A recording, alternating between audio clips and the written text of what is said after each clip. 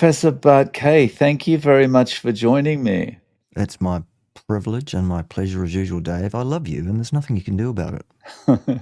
Really appreciate you doing this. I tell you who else loves you. Ted loves you. And, Oh, well, the is thing Ted was, there? he said he wanted to be here today to say hello, but I have not seen Ted at the camouflage training. If somebody That's can help. I was watching one of your live streams the other day, Mm, and mm. I was thinking, "Where's Ted?" And it wasn't until you mentioned camouflage training that I actually looked down and realized he was there. There you go, see. Yeah. We could do Nice. pantomime, couldn't we? Where's Ted? He's right there. Oh, no, he isn't. Oh, yes, he is. Oh, no, he isn't. Couldn't we? It'd be hilarious. Anyway, Yeah. Ted wanted Well, to say hello. it's good to see you, Ted. Dave! Ted misses you. Nice. Mm, Nice. yeah. Yeah, and Ted and I have met face to face. Yeah. Yeah. Um, so just to kind of set some context for our discussion today, how long have you actually been carnivore now? I've never been 100% carnivore for more than 90 days, I should say, at a time.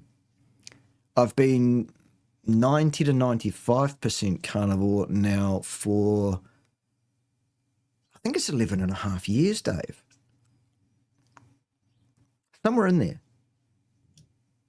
That's yeah, that's a significant investment of time in something that's apparently going to give you type 2 diabetes. Yeah. Also, I mean, I should really, by all measures, I should be dead from scurvy about 11 years and 5 months ago. And, probably you should have had bowel cancer by now. And I would have died from not being able to move my bowels years ago, really.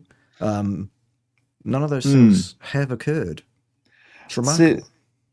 on this, there seems to be a lot of anti-carnivore discussion around these days, certainly more than there was when I got started 3 years ago. That's maybe, doctors on X bagging carnivore or vegans on YouTube. Do you think that means carnivore's becoming more popular, more effective? Um, Well, I mean, carnivore has always been effective as a diet. It is the species appropriate, species specific diet, as far as I'm concerned. There is really good anthropological evidence that that's the exact diet that humans have undertaken throughout our development as a species for at least the last 100 and something thousand years. And the inference is it's very, very likely that our entire history as a species, which is about 350,000, that we've eaten a largely carnivorous diet. And indeed, it seems from the anthropologists and what they're saying that, it looks like we probably stopped eating any significant amount of plant material about 4.5 or 5 million years ago. So, in terms of safe and effective and safe, I think 5 million years is a pretty good N equals everybody, pretty much, test. What we have found in the last 11, 12,000 years since we changed our diet to add a significant amount of plant material back in, and plant material that we actually bred ourselves and, selectively bred and changed around from the natural format, it seems to have been disastrous, actually. It's almost like nature knew better than what whoever the smart cookie was back 11, 12,000 years ago. So you know what? Chasing these ruminants around and hunting them and stuff is a bit of a faff, isn't it, Dave? Sod that. Let's just grow some grass and eat the seeds of that. That'll be much better, somehow. So safe and effective and safe, fine. In terms of its current popularity, I think it's growing all the time. I tell you what's not growing in popularity all the time, though. My YouTube channel, Dave. It seems that I'm espousing unaccepted narrative in a manner that the powers that be, the fine folks over there, don't seem to want to help me to promote my channel to a new audience at all. Either that or my abrasiveness has got too much for everybody. Who knows? Right, right. So, that abrasiveness is kind of. I've met you in person, and that abrasiveness I understand is more of a an act on your channel, but Yes, the the ab- the abrasiveness that does come across on your channel, it's directed at the right people who actually deserve it, mm, because it it's directed at people who are telling us to keep doing exactly what we've been doing that has got us into the health crisis we're in at the moment. exactly that. And it's not just that they're telling us to do the wrong thing, Dave. It's also that they are arrogantly espousing clearly fallacious, anti scientific claptrap with authoritar and gravitas based around their belief that they are remotely competent to espouse anything to anybody on the topic at hand. And while I'm genuinely upset that they're doing that, as you rightly say, the whole swearing and carrying on and shouting and all of that stuff I do on my channel is it's purely for hooks. Obviously, it's an affectation that I use to. In the first instance, I used it to gain notoriety and to start building my YouTube channel and to set myself apart from most others. And it gained me a cult audience. It absolutely did. Many of them are still with me. Most of them are still with me. But it also seems to be a handbrake, at least in terms of the YouTube algorithms and how they run things. And possibly, it might genuinely be that the majority of people find it too much. Now, that's okay. I can deal with that. But yeah, as you say, I mean, you and I have actually sat down late at night. We shared a room in Adelaide when we did a live conference, didn't we? And we had many conversations. And Ted will tell you as well that they were, it's this is not who I am off camera. Yeah.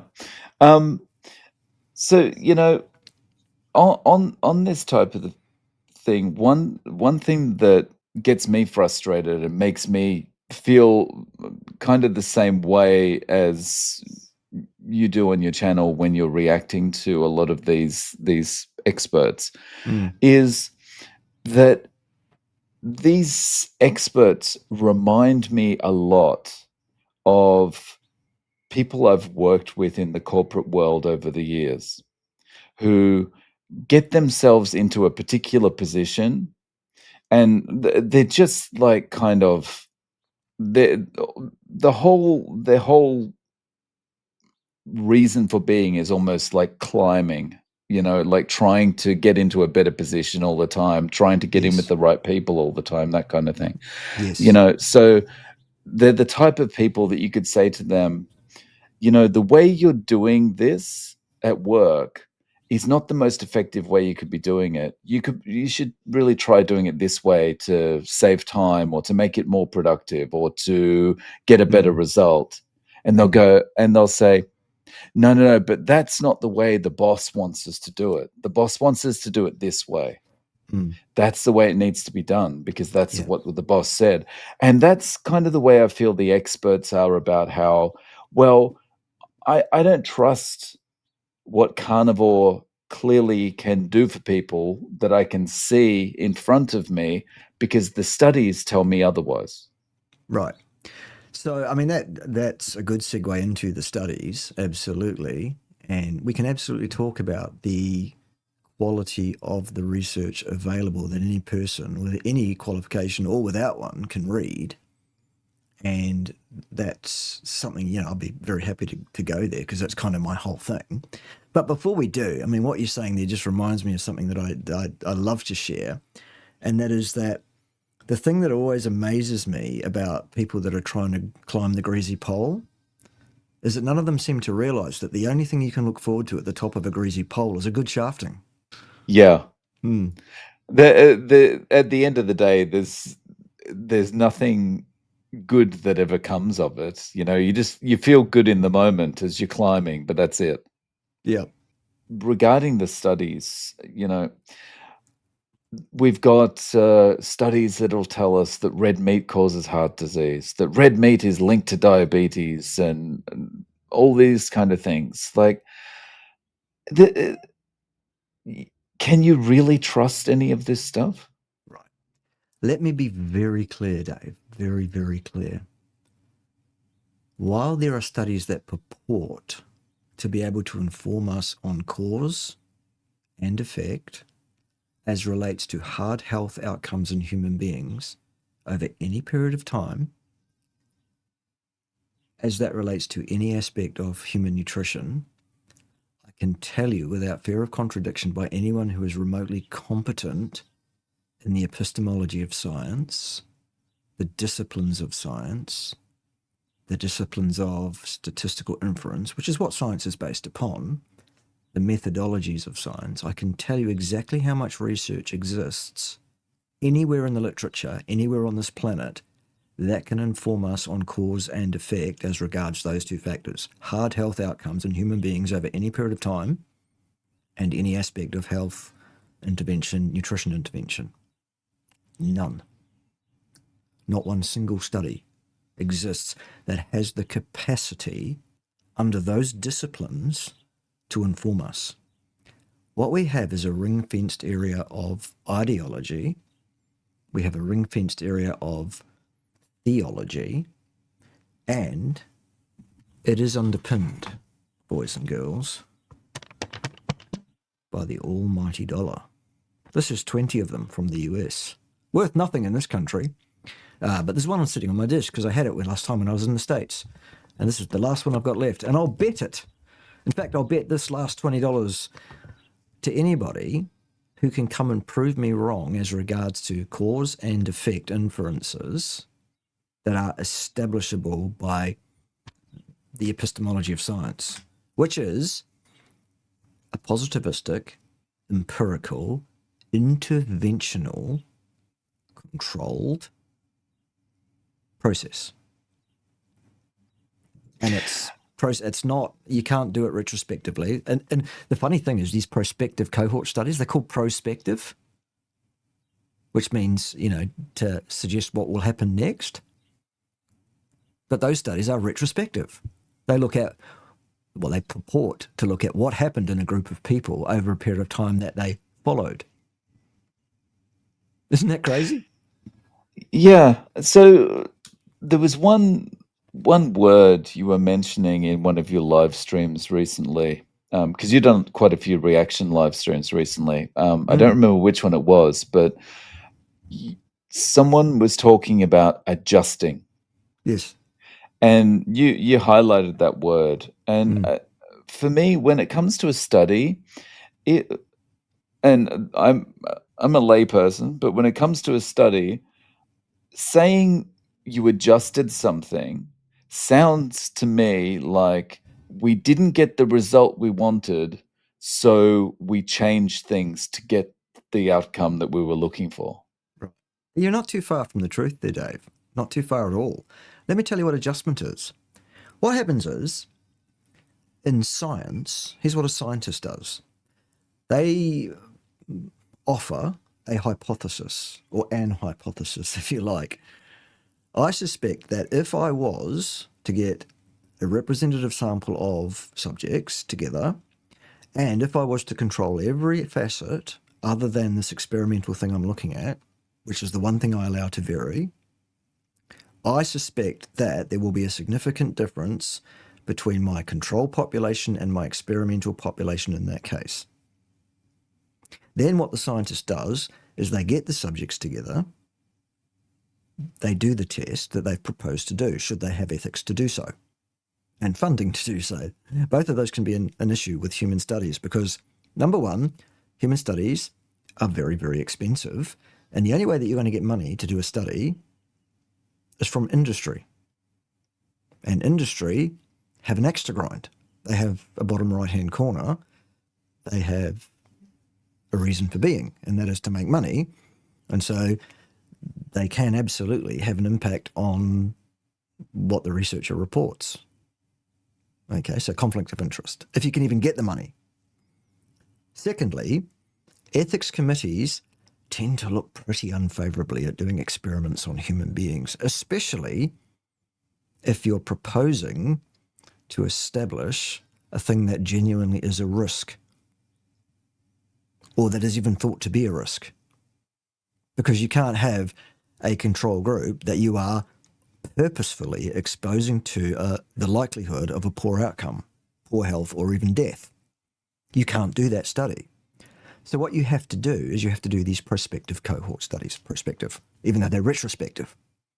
So what we do is we recruit a cohort of people that we purport to be representative of either the whole population or some subset of the population at large. And we get their informed consent to be followed. And then what we do is we say, now listen, what we're looking for is a relationship between the intake of saturated fat, for example, and heart disease, for example. So here's what we're going to do.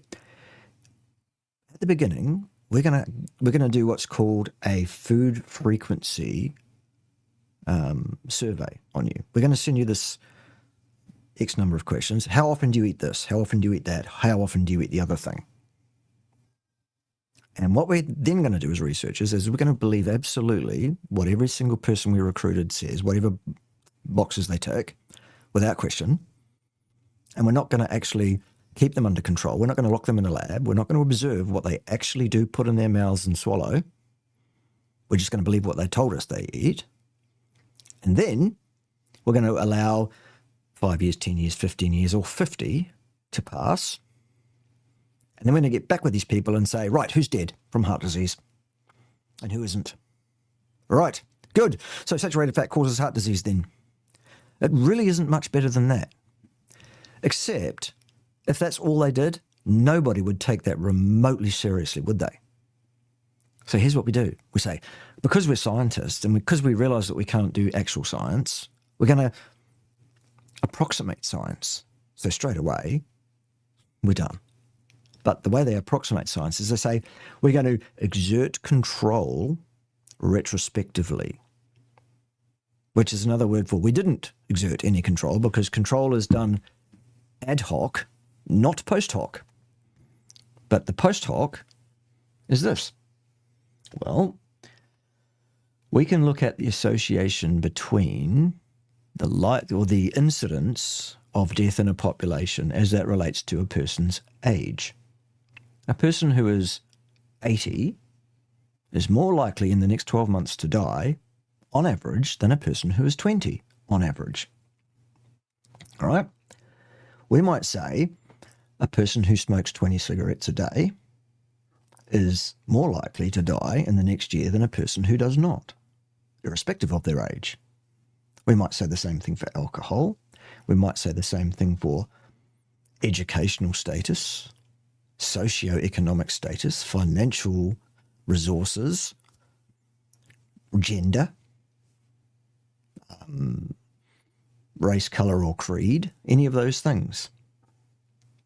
We can look at each individual factor in isolation, they say, to everything else, and we can find out what the correlation coefficient between each of those factors and the outcome that we're looking at is.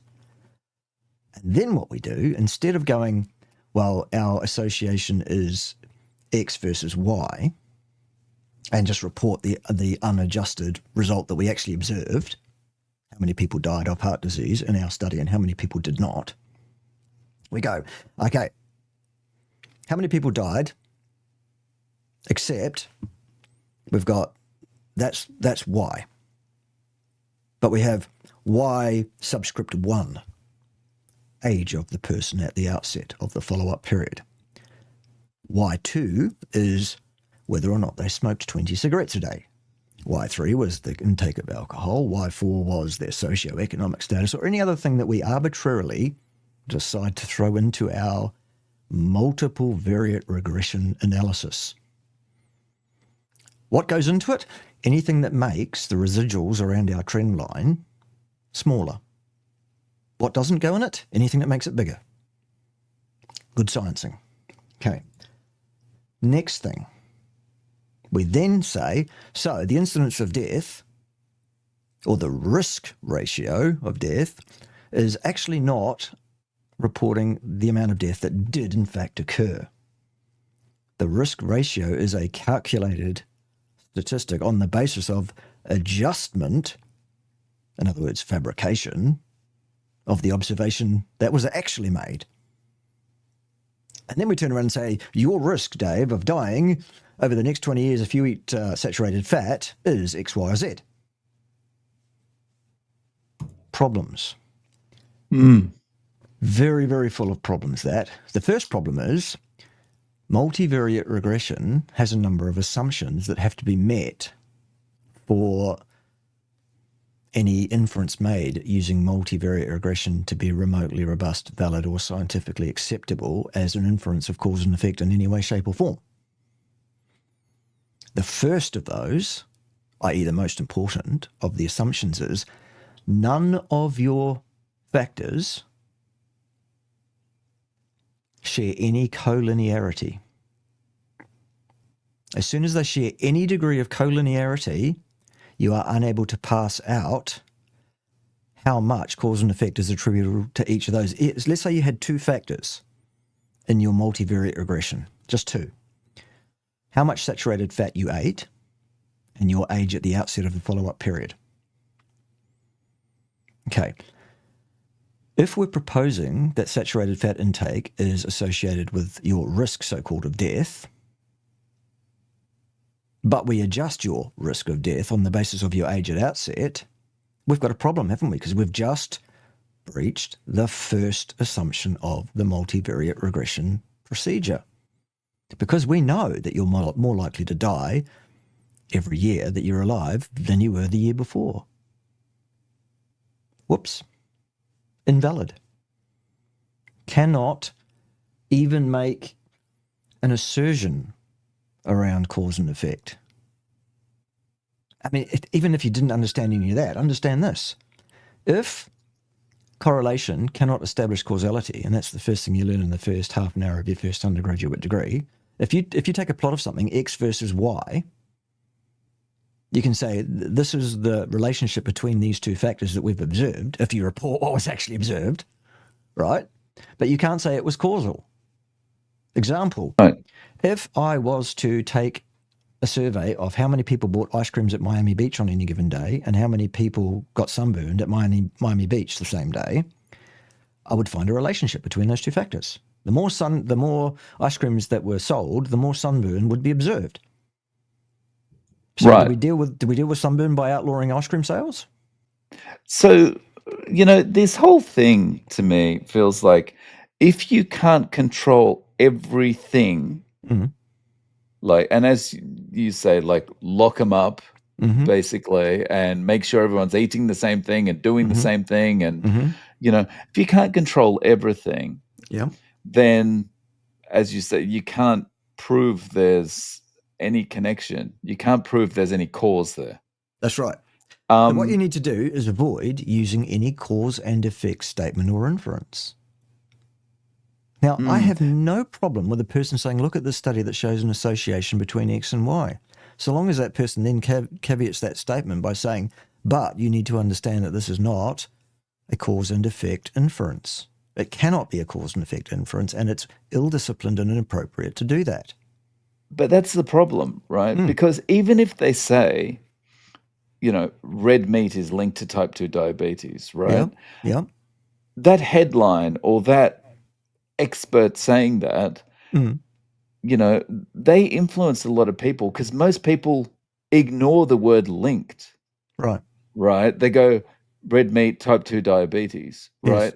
That goes in their head. That's, so everyone walks around going, red meat, type 2 diabetes, right? No one's going, oh, well, that's just an association. It could be anything, like the average person. Yes. So there are three levels of goodness of being a scientist, I think. The top level, the gold standard, the thing that all scientists ought to do is to say, this is associated with that. Here is the level of the association. Here is the regression sum. Here are the residuals around it. Here's the R-squared value to tell you what the value of that is in terms of its strength. And you need to understand that this is an association and not a cause and effect inference. And I am not asserting cause nor effect. I'm saying this is associated with that. That's gold standard. That's what all scientists ought to do. The second level, silver medal, is to say this is associated with that. Bronze medal, although you shouldn't get a medal at all for this, because what you actually should be done is thrown in jail for this, is saying this showed an association with that, therefore this causes that. Or even just asserting that this causes that without any evidence that it is so. And then turning around and calling anyone who tries to actually talk about the nuance of that a grifter. That's right. Either a grifter or, even worse, an anti-scientist, or someone who's a science denier, or someone who's completely unreasonable with their epistemological standards. A silly little boy with a high school diploma called me that recently, and asserted also in the same discussion that he knows more about statistical inference than me because he can bench press 415 pounds. Nonetheless, it's not me that's being unreasonable. I'm the one that's actually showing the discipline of a scientist. It's the person that says, here's an association, so it must be cause and effect. That's the one that's being unreasonable. I'm not a science denier. I am insisting upon science. Yeah. I see this kind of thing all the time, that people in this kind of, it's almost like it's a bubble, and they'll say, well, how can you be questioning the science when you're only a podcaster, when you're only a man on the street, whatever it is, and it's like, well, if science isn't robust enough to handle some questions, then there's a problem with the science. It's not science, it's religion. That's right. That's right. And like the people in those bubbles will say, well, Dave, you're not qualified to talk about the science, so you probably shouldn't be arguing with us. Don't question the science. It's safe and effective. Trust the science. Well, people like me, who are actually very, very competent indeed in the science, if I question the science as they see it, now I'm a science denier. Or even more than that, they'll take a shot at trying to take a shot at my background, saying this guy made it up. He's not really a scientist. That's their way around it. Yeah, so it's kind of like when in law, like in a courtroom, it's like when the facts are on your side, you argue the facts, but when the facts are going against you, you bang your fist on the table. It's like, so the argument's not going the way I want, so I'm going to throw rocks at people asking questions. Yes. That's right. Yeah. What I would suggest to those people is, mate, if you live in a glass house, chucking rocks isn't the best idea, probably. Yeah.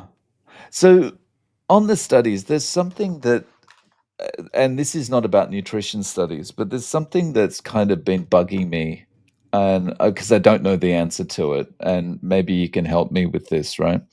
So if you think about the studies that have been done on statins, like the clinical trials that have been done on statins, right? So you've got, I think it was Pfizer that originally came out with the ad that said, these statins will reduce your heart disease events or risk or whatever by 30%. Yes. Turns out that was relative risk.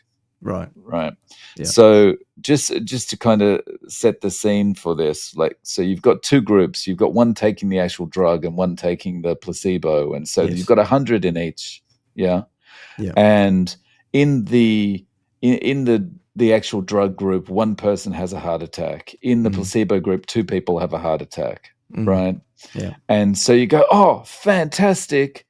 You know, 1 is 50% of 2. Yeah. So that means that our drug has a 50% risk reduction of having a heart Yes. attack, Right. right? Yes. So, that's basically how it works, and that's how Yep. Pfizer came up with that 30%. Right. Yep. So in that situation, in that clinical trial that's run by the pharmaceutical company, when they get a result like that, they go, "Oh, 1 person had a heart attack here, 2 people had a heart attack here." Do Yep. they go, "All right, that's 50%. Quick, stop the study because we might have a second person having a heart attack in the drug group, so we can't have that. Stop the study now." Yeah, that's called p-hacking, and it can be done. Sometimes it does happen in these studies. But there's 1 or 2 other threads that I'd like to pick up on there. And I think you've very eloquently described the problem with relative outcome statistic reporting in that it masks the true magnitude of the absolute difference in incidence as reported. Generally, in hard health outcome studies for things like myocardial infarctions, for example, heart attacks, typically, number 1, they will start with a population that is aged, 60 or so at the outset, because they're not going to get enough heart attacks at a younger age to actually report on anything statistically anyway. And as such, any such study is not extrapolable or cut and pastable to any population below 60. Okay, that's one of the rules of science. So that's an interesting thing that we need to be aware of. The outcomes generally in such populations generally tend to be around about 8 events per 10,000 person years of follow-up in these studies. And then they say, and there's a 30% difference in the other group, in the experimental group. What is 30% of 8 per 10,000? It's about 2 per 10,000, 2 or 3, 2 point something per 10,000 person years of follow-up or something like that. So if you take that change in incidence, even if you take that as a valid indicator of a given person's prospects and apply it to yourself and say that applies to me too, if you map that out over 100 person years of follow-up, the change in likelihood, shall we say, of you having that adverse event as related to that drug is so close to 0 over 100 years as makes absolutely no odds. It does not justify the risks of that particular drug class, the HMG coenzyme A reductase inhibitors, statins. Because when you look, and you want to talk about relative change in incidence in populations, when you look at a population of people who take statins versus people who don't, there's an 11,800% increase in the incidence of ALS, a universally fatal neurodegenerative disease. That's the one that got Stephen Hawking. That one, all right? 11,800% higher incidence of ALS in statin populations versus non, versus their 30% so-called reduction in so-called risk for heart attacks. Well, for my money, right there, we're done. Not to mention the myriad of other risks of the statin class of medications, which are ostensibly a dangerous, contraindicated mitochondrial metabolic toxin that no human being should touch with a barge pole under any circumstances at any point in their life, irrespective of whatever numbers they get on a lab report or irrespective of what any incompetent physician has to say to them about that particular thing. Those are the scientific facts. That said, let's also talk about this risk word. Risk, you say. Okay. Whose risk, Dave? If you look at a study, a prospective so-called cohort study, which is adjusted anyway, and has an outcome statistic differential which is so close to zero as makes no odds over 100 years anyway, and then you tell me that that tells me something about my risk. What am I likely to tell you? If you have a population of 100,000 men over 60 that you've followed for 5 years, and you found a difference, which is almost none anyway, in two populations of over 60-year-old men that you followed for 5 years, some of them took statins and some of them didn't, how does that apply to me? As a man under 60 who did not live the life that any of those people lived, under the circumstances that any of those people lived, and I'm not likely to either. It doesn't apply at all. Correct. Risk, you say? Whose risk? Okay, let's say I am a man over 60, and let's say I did live a life exactly like the ones lived by the men in the study that they did, whoever they were, whichever study that is.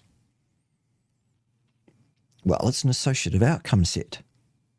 It still isn't cause and effect, and if you say risk, that necessarily implies a cause and effect mechanism. So still I'm going to say, off you pop, to jail, do not post go, do not collect $200. I'm still not going to accept that because, you see, I'm a scientist that will absolutely, definitely insist upon the science and say to you, if you want to tell me anything about my risk or even about risk as that relates to any group of people that's representative of me, I'm going to want to see an experiment conducted under control and proper observation with proper statistical powering, proper epistemological standards, etc. Have you got one of those? So, when you think about all these things, Yeah. you can never actually get proper informed consent from a patient to take something like a statin because there's so much that they would have to understand to actually give proper consent. Yes. And if for no other reason, that's a reason that no physician should ever prescribe that drug to anybody, even if it wasn't as dangerous as it clearly is, for absolutely no benefit that's established. Yeah, and the trouble is, though, most physicians probably don't know or are not thinking about any of these things either, right? Oh, physicians are not allowed to think for themselves. If they do, they get struck off the medical register for malpractice. Medicine is if, then, paint by numbers, keep your feet inside the yellow squares, thank you very much. And if the patient presents to you with an LDL level over X, Y, or Z, then you prescribe that drug and you lean on that patient to take it and tell them if they don't take it, they're going to drop dead from a heart attack. All of which is actually criminal because none of it's true. Yeah. LDL doesn't even cause heart disease in the first place. So the drug to reduce cholesterol, ergo LDL, ergo the ApoB containing lipoprotein carriers, or even LP(a) or any subfraction of the lipoproteins, doesn't matter. None of them have an established cause and effect relationship or even a decent inference of cause and effect in atherosclerosis heart disease. So if someone was watching now and they're thinking, well, my LP(a) is super high and the doctor's warning me about that, or my LDL is super high, the doctor's warning me about that, and they hear you say, well, those things don't cause heart disease. Like,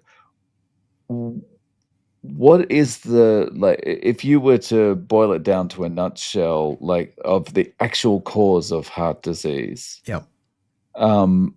Is it like something more straightforward, like high blood pressure or something like that? Or yeah, I think, as among other things, as a cardiovascular pathophysiologist in my former academic career, what's very important with disease processes is that you put together a deterministic model rather than a theoretical hypothetical model, because you've probably heard of the lipid hypothesis, that certain classes of lipids cause heart disease, the lipid hypothesis. The key word there is hypothesis.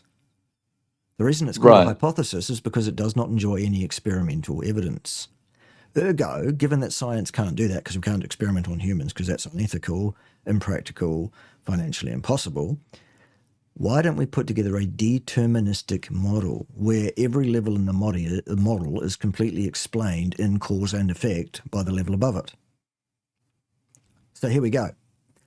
Where do atherosclerotic lesions occur? Well, they occur in the arteries and never in the veins. Unless you take a vein out of the venous system and graft it into the arterial system, at which time it will start to develop atherosclerosis. Okay, so clearly we need high blood pressure, or at least pulsatile blood pressure, or probably both. Because you see, the thing is, the venous blood, which is more laminar and at a lower pressure, contains the exact same cholesterol as the blood in the arterial system because it's the same blood. And yet, while those veins are exposed to the exact same LDL, the exact same lipoproteins and every subclass of them as well, they never, ever develop atherosclerotic lesioning. Okay, so does LDL cause heart disease, or does cholesterol cause heart disease, or do any of the lipoproteins cause heart disease? We're done. The answer is no, because you need something else. Okay, you need either pulsatile blood pressure or high blood pressure. We've just established that. Now let's look even further, even closer. While atherosclerotic lesions develop only in the arteries, do they develop evenly across the entire surface, the endothelial surface of the high side, the high pressure side of the vasculature, the arterial side? The answer is no. Atherosclerotic lesions develop only in certain geographical regions within that high pressure side of the vasculature. Predictable areas, we know exactly where to look for these things. That's why we scan for them to look for them. That's why we know where to look, because we know where they develop. Where do they develop? At bifurcations and at curves.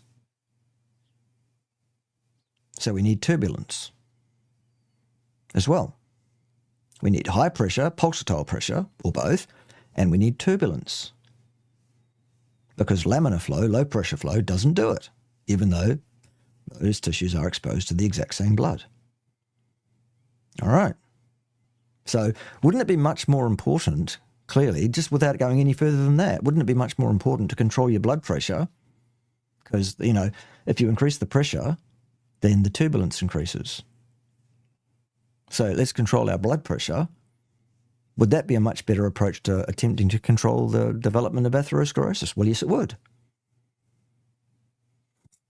So what you've just said there, I mean, you've just explained very simply how the idea of LDL being the cause of heart disease is absolutely ridiculous. Correct.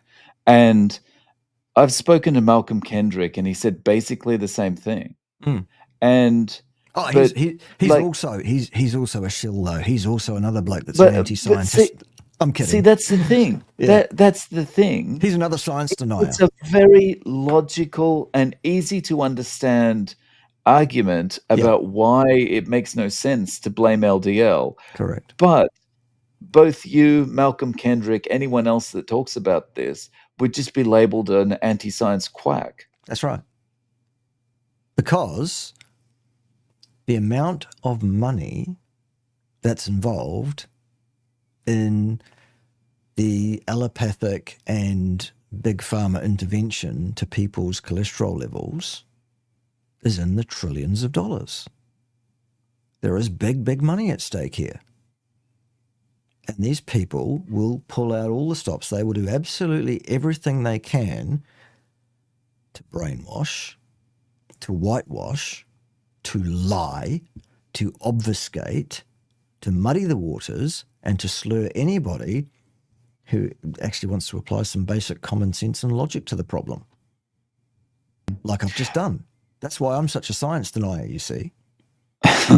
What do you think, though, about the average doctor that's out there? They might be on X, and they're saying, or the average cardiologist that are out there on X, and they're saying, you're anti-science and whatever. And I don't make any money off statins anyway, so there's no benefit in me, talking like lying about this. Why would I lie if I'm not making any money out of it? Because if any physician who is licensed to practice medicine is found to be singing a song which is not on the song sheet about cholesterol, they will be struck off the register. They will lose their livelihood. They are not allowed to have an opinion or to espouse that to patients if the patient presents with elevated cholesterol or LDL or LP(a) if they're even a bit more so-called sophisticated, or whatever it is. Then they are required to write a script for statins or PCSK9 inhibitors or both, and to lean on that patient as hard as possible to scare them into taking that dangerous contraindicated toxic sludge under threat of death. If you don't take this, I can promise you, you will not last the next 5 years. You're going to die if you don't take this drug. That is what they are required to do. And if they don't, I'm sorry, but we are going to take your registration and we're going to drag you in front of the General Medical Council. We're going to fine you thousands and thousands of dollars and stop you from earning any money in the future either, as a physician anyway, because you didn't sing the right song.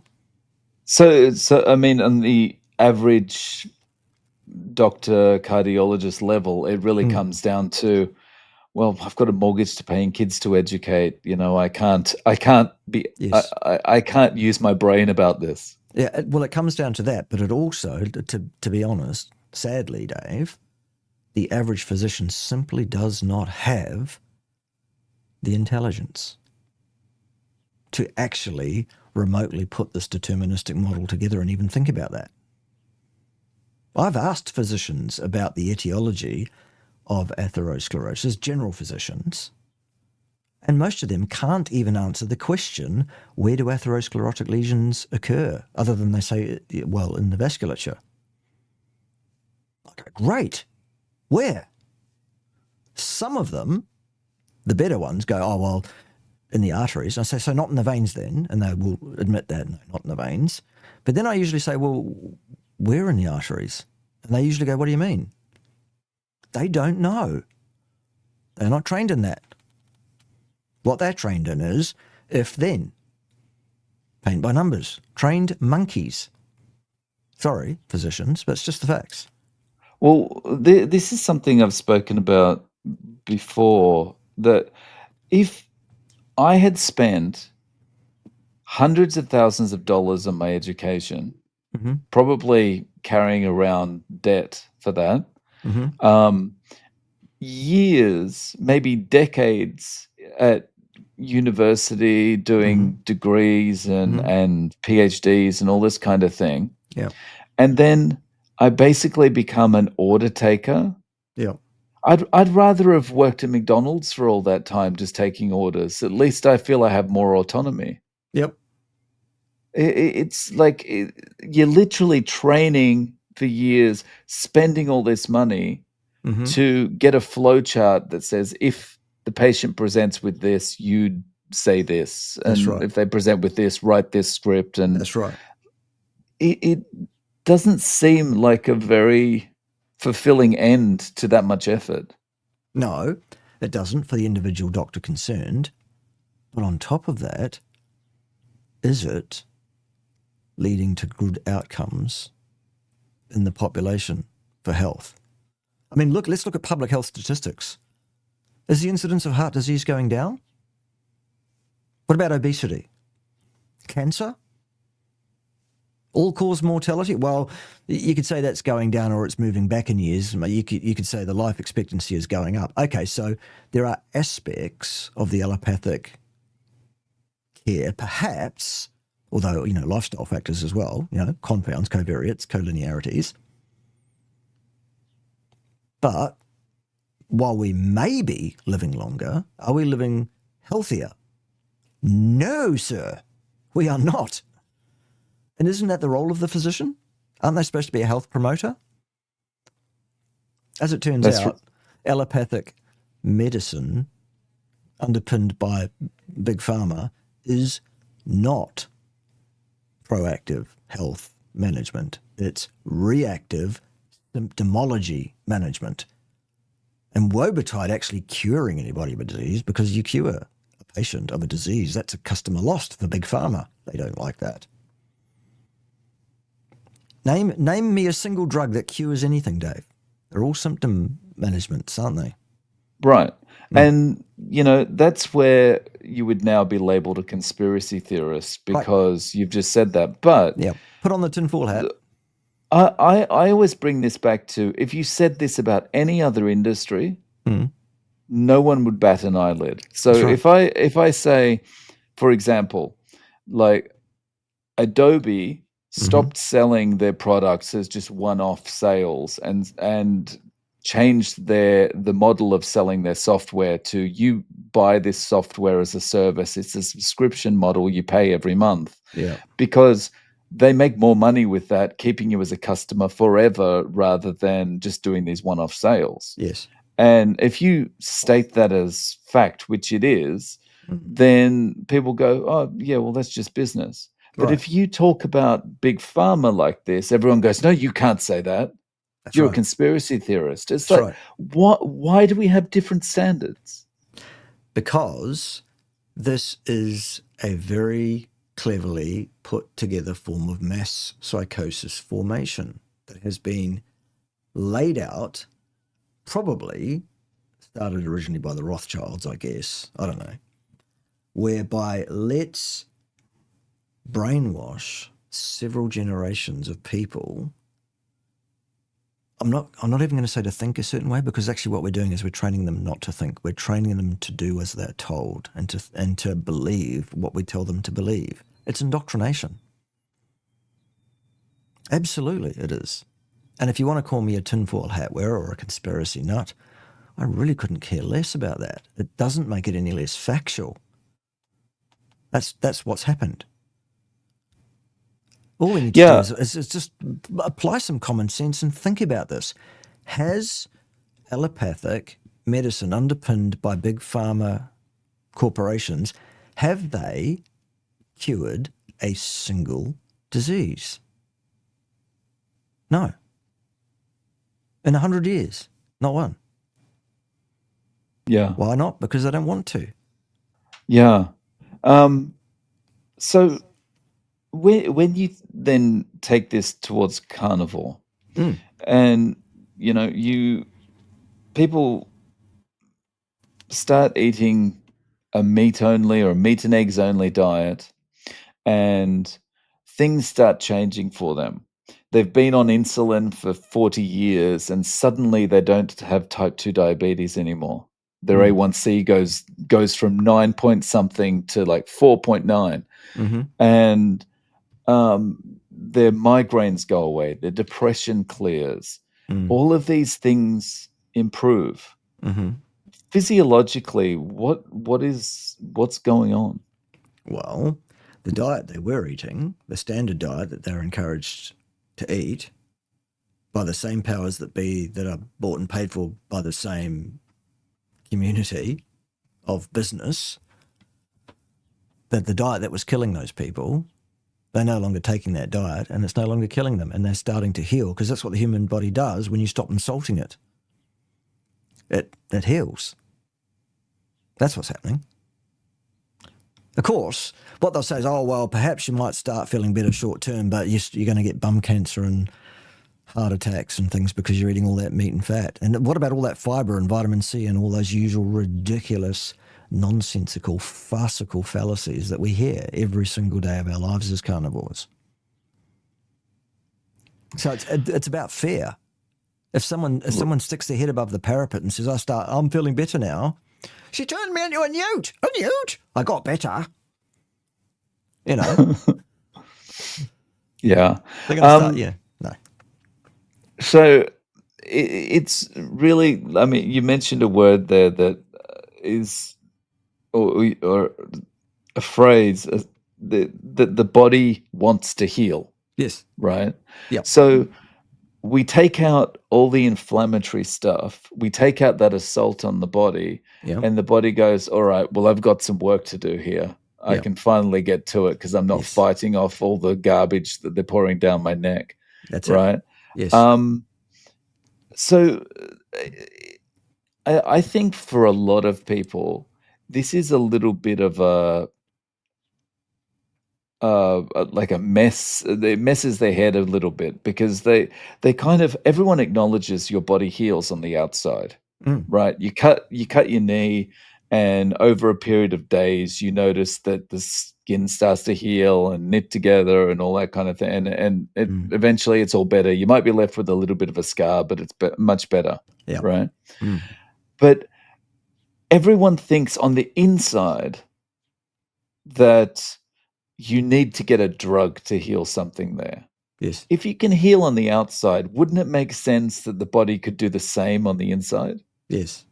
Of course it would, if you were thinking. However, we are discouraged from thinking. From a very young age, we are trained. You get up at a certain time, you have a meal at a certain time, and you have this kind of stuff for that meal, breakfast, even though the wrong thing is eaten at the wrong time of day. Then off you pop to school, where you learn how to conform. You learn how to sit up straight at your desk, do as teacher tells you, put your hand up if you want to ask questions, go to the toilet when you've got permission to do so, play lunch at 10 o'clock in the morning and not before, come back, learn your maths, that's what you do. This is how you do the math sum. I don't care if you've got another way of doing it, that's wrong, we do it this way. Stay here until the bell rings. Then off you go home, do your homework at home, even though you've been at school all day. Should have been enough, but apparently not. Do some work at home as well. Help your mum with the dishes. Off you go to bed. Repeat tomorrow. No thinking. No doing what you want to. If you're a good little boy or girl, maybe you get to have a little bit of play. So, with people are walking around in a trance, right? And people are not really asking questions about things. Yeah. Was that frustrating for you in academia? Oh, God. Don't get me started. I spent my entire career in academia fighting against imbeciles further up that greasy pole, being shafted even harder than me. All right? Because I was prepared to stand up, put my head above the parapet and say to fee-paying students, hey, listen, how would it be if I told you the truth? How would it be if I taught you actual science, actual critical thinking skills? How would that be? The students loved it. They got it. They understood. And most of them ended up actually in better careers or at better levels in academia than students that were being so-called taught, in fact, indoctrinated by other academics who were good academics who what they did is espoused the accepted narrative. The ones that are still there in academia, still doing that. Why am I not there anymore? I got sick of it, frankly. I got sick of imbeciles trying to bully me. Good luck. Trying to bully me? Wow. Come on, threaten me with whatever you like, because, I'm just not bullyable. Reason? Because in junior high school, I was exposed to the most incredible bullying ever, and so I learned how to deal with bullying. Yeah. So on, the critical thinking with the students and Yep. and teaching them how to critically think. As we move forward throughout the years, do you think critical thinking is improving or getting worse in Much, the much general worse. population? Much worse, both in the general population as well as in the intelligentsia, so-called, academia, the student body, all of that. Much, much worse. What we are experiencing now is a de-evolution, I suppose, is the derivation of what I'm trying to say there. Whether that's the right word or not, I'm not sure now. Because devolution also refers to what Scotland wants. So I don't know. Anyway, at the end of the day, the ability to think, teaching students at all levels, right from school right through to tertiary education. No, we're not teaching people to think for themselves or be critical or apply, any of those things. What we are doing is indoctrinating people to conform to the accepted narrative, which sadly has become this, what they call progressive view of the world, which is funny because the thing is anything but progressive, isn't it? I don't know. It's it's interesting to talk about this because I feel like schools have this they like to advertise themselves. We teach our students to critically think, and my daughter went to an IB school for a while, and that's one of their things. We don't teach your kids just to remember things. We teach your kids to critically think. And that's all very well until that critical thinking involves something that the teachers are not happy about, Right. or don't agree with, and then they don't quite like your critical thinking anymore. That's right. I feel like that's kind of the way it's gone. It's like you can critically think, but within this box. Yeah. Exactly that, And yes. that's not actually critically thinking if you've got parameters around it. That's right. You got it. So, yeah. But so back on carnivore, if someone came to you and said, "Okay, I'm ready to start carnivore," what's your advice? What are the things I should do to have success? What would you recommend? Excellent. Well, I think I'm about the only person out there, other than people that have been trained by me, that is saying this. Here it is. Here's the first thing I would say to you. Do not change your diet markedly from anything to anything else overnight. I'm going carnivore tomorrow. Don't do that. That will mess up your microbiome more likely than not. It could well cause you a lot of problems going forward, either immediately or down the track at some point on a random time delay fuse. Always change your diet from anything to anything else gradually over a period of weeks. So that's the first caveat. In terms of things that you should do to be successful, I think in life, in terms of your health, your affect, possibly your longevity, who knows, we can't do any tests on that. All we can do is go, well, if you live a blameless life, in terms of the things that is killing us demonstrably, then that's going to be for the best, probably. Now, the things that's killing us, all the diseases of modern society, they're all underpinned by chronic systemic inflammation at their root cause, every single one of them. So I've got this program that I'm teaching people, which is 5 health hacks to reduce your inflammatory overburden. Number 1 is a 100% carnivore diet, or as close to that as you personally can possibly achieve and maintain. The closer to 100, the better. 5% transgression against carnivore will not be a 5% penalty on the results, though. However, sadly, it's vastly above that. It's completely unfair. It's completely unreasonable. Nonetheless, this is not something you can, I guess, negotiate with. That's just a fact. I'm sorry. So 100% carnivore is the answer. Now, remember right back at the beginning, I've never been 100% carnivore. Not ever, for more than 90 days at a time. I know that, and yet, as a human being, as a hedonist, I still transgress and I still pay the price. I would suggest, if you possibly can avoid that, you should. So 100% carnivore diet. The flesh, meaning the muscle meat of animals, not organs, muscle meat, and the associated fat, plus or minus additional fat, probably in the form of butter, lard, tallow, ghee, whatever, that kind of stuff. Plus or minus dairy, if you're okay with dairy and it doesn't seem to cause you any problems, plus or minus eggs. Salt and water. No plants of any kind, ever. No carbohydrates other than those found in the meat, ever. Ideally. Do as I say, not as I do. Basically, on that. That's step 1. That's the most important thing. That's why it's step 1. Step 2 is the second most important thing. That's why it's number 2. And that is 3 nutraceutical products from a company called Cerule, with whom I'm joint ventured, yes. Who will pay me a commission if you decide to buy these products? Yes. Nonetheless, they do what they say they do on the tin. They're good. That's why I support them. That's the only product I do promote. Ever, actually. No other product.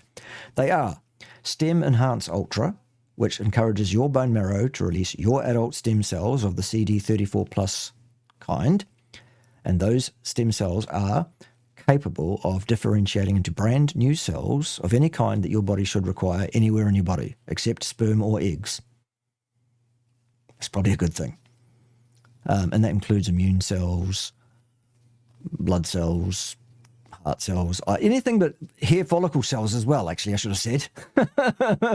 No, hair follicle cells are not a health issue, ergo your body doesn't prioritize that, ergo that doesn't get fixed because it's not broken as far as the body's concerned. That's a hormonal thing, largely for male pattern baldness anyway.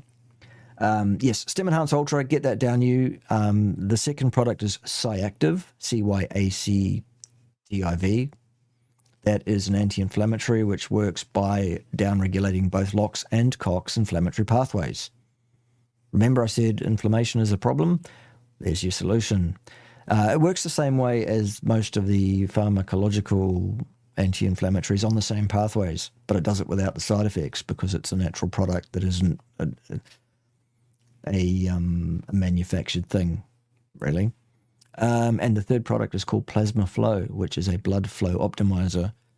It clears fibrin deposits from the small microvasculature, thus allowing the stem cells to get to where they want to get. So if you're going to invest in releasing them, you might as well invest in letting them get to where they need to be as well. So that's the second thing. Not negotiable. I want everybody in the world to be taking those three products. I don't necessarily want you paying for them, though. You can, absolutely. You can buy them as a customer, and we love customers. Customers are awesome. But if you don't want to pay for them, I would suggest that you join as what's called an IBO member. It's one of these things you can join as a member, this company, and that will allow you the opportunity to find 3 people somewhere in the world that you can also encourage to be members. And if they don't want to be, they'd rather be retail customers, then you can say to those people, that's fine, we love customers, customers are great, and you can set them up as customers. And when you've got 3 of those, buying those 3 products every month, the company will send you yours for free. That's awesome. Really awesome. So I suggest everybody does that, frankly. The third most important thing you can do is to ground yourself electrically to the earth as long as you possibly can every single day, as many of the hours of the day as that is possible in your lifestyle. How do I do that? Well, I sleep on a bed that has a grounding bed sheet on it. It's connected to the ground. It has silver threads through it. It has a push-on electrical flex connection which goes to a stake, by which I mean a metal, not a piece of meat, I mean a metal pole in the ground outside my property. So I'm grounded while I sleep. When I'm sat at this desk here, my mouse pad is connected in a similar fashion to a pole in the ground. So my hand is on that mouse pad when I'm mousing, and I'm grounded when I'm working here in the office. So really the only time I'm not grounded is where I'm wearing rubber gumboots and titting about on the farm, trying to be a farmer and failing abysmally at being a farmer. That's another story for another day. The fourth most important thing you can do is block blue light from your eyes after dark. Anytime the sun is not in the sky, you should not be looking at blue, basically, in which case you need dark orange, dark amber glasses. These ones are yellow that I'm wearing now. These are daytime ones. They're a partial blue blocker. They sharpen the focus. These are actually prescription as well. They have my corrective prescription in them as well. But the yellow color there, what that does is it blocks the worst bit of the blue, which allows light to focus more accurately on my retina, which sharpens the focus of everything. It makes the green pop. It's quite trippy, but it's not a problem in the way that blocking blue light during the daytime would be for your circadian rhythm. At nighttime, you put on the dark orange, dark amber. Sometimes they're even like they look red to block all the blue light. That will distort the color perception. Okay, so these companies that sell, these ones are for computer use. They block the blue for computer, but they don't distort the color. Here's the thing, Dave. If you can see blue, it's not blocked, is it? All right, so that's a partial blue blocker, those ones that are clear. In fact, they block such a tiny bit of the blue that it's laughable. Not good enough. Dark amber colored glasses, they will distort your color vision. Sorry about that. You will be able to see green and red and yellow and everything beyond blue, but you won't be able to see anything blue. Okay? And the fifth most important thing that you can do is undertake 3 or 4 sessions a week, and never on consecutive days, always with a day's rest in between, of high-intensity burst and repeat HIIT or resistance style training, heavy resistance training, or high-intensity burst and repeat exercise. All of those things are designed basically to reduce your inflammatory overburden, which will increase your enjoyment of life, I think. That's my opinion. Doesn't have to be anybody else's. It will likely reduce your inflammation, which will likely improve your affect, your health status, and quite possibly your lifespan. Although we can't guarantee that. Nonetheless, that's what I suggest people do. That's my whole gig. There you go. Nice. So, Bart, where can people find you most easily? Is that your channel? Yeah, YouTube is my main thing, and that's at Bart, B-A-R-T, hyphen K-A-Y. Simple as that. If you want to follow this guy, he's on X. He's a bit gobby, frankly. He's even more abrupt and abrasive than I am on my YouTube channel. Now, the caveat on my YouTube channel is I do use short words, very short words, and I do refer to next Tuesday, often. Okay? This guy, everyone comes from next Tuesday. Everyone is one of those. All right? Just so you know. But also what he says is very clever. Don't mistake him for me. Respect his identity, you bigots. All right? He's not me. I'm not him. He does his own thing on X. I can't do a thing with him. I keep telling him to tone it down. He keeps telling me to off I pop to somewhere else, frankly, without passing go or collecting any money at all. If you want to follow what my farming exploits are, or have been in the last year since I've been trying to be a farmer, then you would go to Instagram mostly, and that would be at Bart _KAY_nutrition. And my IG channel is basically nothing to do with nutrition. It's all about farming, or my attempts at it. No worries. I'll link to all of those in the show notes. Bro. Thank you very much for coming on and sharing your experience, Bart. I really appreciate your time. I appreciate you having me on, Dave. It's always a privilege and a pleasure to talk to you. As I say, I love you, Dave, and there's nothing you can do about it.